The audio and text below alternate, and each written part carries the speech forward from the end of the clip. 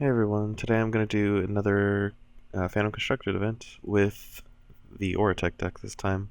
This deck's most commonly called Alolan Tempest Good Stuff, but that's way too long. I just call it Oratek because that's what it is. Like, Oratek is the faction that crosses between Alolan and Tempest, and the deck revolves around Oratek Explosives anyway, so.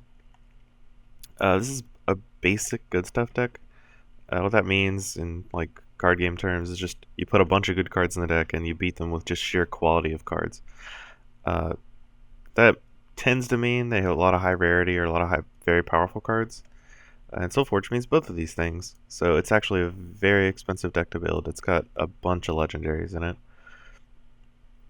But luckily, there's a lot of different ways you can build it as long as you have the core. And the core is you want 3 Relic Hunters, 3 Rage of Kadris, 3 Frostmane Dragons, and Oratek Explosives, and the Aeronauts. Um, that's not as bad as it sounds, because if you're willing to spend a little bit of money, Relic Hunter and Rage of Kadris are both in pre-constructed decks in the Solforge shop. The other things are all like not in pre-constructed decks, but it's a deck I don't intend on playing in free to play for quite a while, unless they have another Phantom event in the near future. But basically, there's no real strategy to the deck like there is with the Surzal deck or the Herald Bomb deck. There's no cute combos you can do. It's just a lot of really powerful cards. For instance, we've got Relic Hunter is, I think, the engine of the deck. I've talked about it a little before. It just puts Relic Scouts in your deck, which makes all your creatures a little bigger, a little harder to kill, and does more damage with Breakthrough.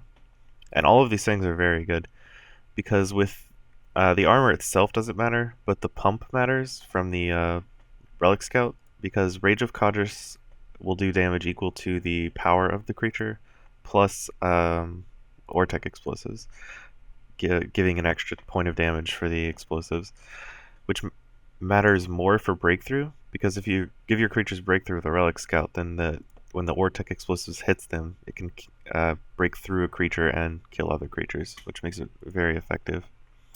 Also, the Relic Scouts pump up your Brimstone Tyrants, or not pump up, I guess, but give you an easy replace targets for your Brimstone Tyrants. The Frostmane Dragon Egg also does this. And the only combo I really have with Brimstone Tyrant, other than, enablers, is the Windspark Elemental. It's only a one of because I don't like drawing this card in multiples in this deck, and its effect is really good even if you haven't leveled it at all. For instance, there's some games you can only win by playing a Windspark Elemental and then Oratek like level 3 to deal a bunch of damage to them all at once. Sometimes that's the only way you can win a game. But at the same time, you're not going to win a game if you just draw a bunch of Windspark Elementals because it's really small for its size. And the only damaging spells we really have in our deck are Rage of Kadris and Oratek Explosives. I do play a single Battle Brand just for, I wanted a removal spell, and this levels a card. It was in between this and Burnout. I don't actually know which is better, to be honest. But I've got a fair number of Alolan cards with the Soul-Binded Relic Scouts that I think the leveling's a little better. I'm not sure. I'm not sold on it, though. Burnout does hit the face, which is pretty nice. And it's also an 8 damage spell. But as I said, there's a lot of different ways you can build this deck. For instance, I don't know if I mentioned this before, but you definitely want Windweavers in the deck. It's one of the most powerful cards in Tempest. It lets you move your creatures to avoid combat, to get in range for Rage of Kadris, to avoid blockers. You can hit them with Oratek Explosives. It does a lot of work. The Leyline Tyrants are just like a metagame thing. I hate the Crypt Conjurer decks are kind of annoying.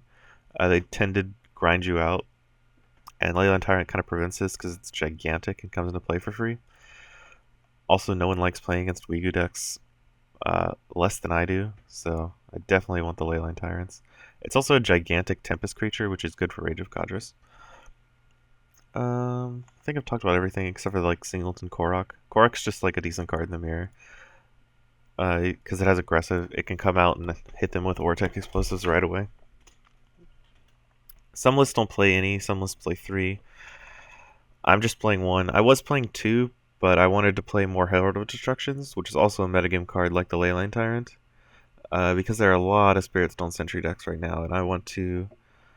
Herald is quite good when you can pump its power with either the Relic Scouts or the Oratek Explosives. I've actually had turns where I just play Herald of Destruction and then play Oratek Explosives even though it doesn't attack, just to have the extra damage when I'm killing the Spirit Stone Sentries that turn. But there's a lot of different interactions of this deck, and not all are readily apparent. There's a lot of different ways to play this deck. It's really skill intensive, really fun.